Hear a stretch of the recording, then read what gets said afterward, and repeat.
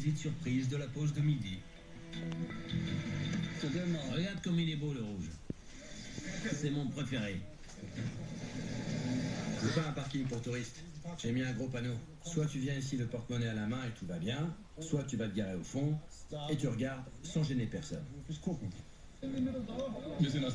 On vient de Neubourg sur le Danube. C'est au niveau d'Ingolstadt, entre Nuremberg et Munich. On fait un road trip avec les Unimog chaque année. C'est un de nos hobbies qu'on partage entre père et fils.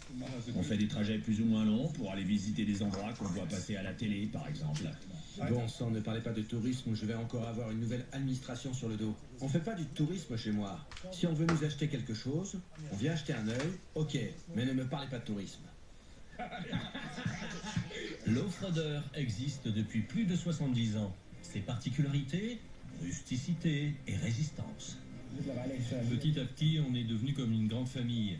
Je dirais qu'on est tous plus ou moins passionnés par l'Unimog. À l'origine, le tout-terrain motorisé universel a été conçu pour le domaine agricole et forestier, avec 25 chevaux. Je me demandais où était passée ma femme. Elle est assise dedans, regarde. Coucou chérie. Au moins elle ne râle pas. Oui, elle est toujours calme. Toujours souriante.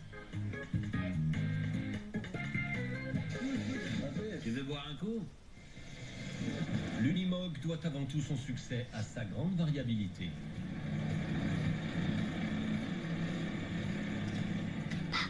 C'est un matelas tout à fait classique et il est vraiment confortable. On voit bien ici que les Unimog étaient en fin de carrière. Avec les photos, on voit qu'il a fallu passer beaucoup de temps sur les véhicules pour les remettre à d'aplomb. C'est fascinant. Je suis moi-même très impressionné par ce boulot.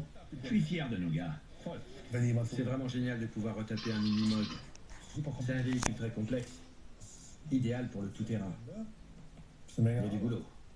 S'ils s'en sortent bien, c'est super. Entre deux trajets en Unimog, la troupe n'hésite pas à se faire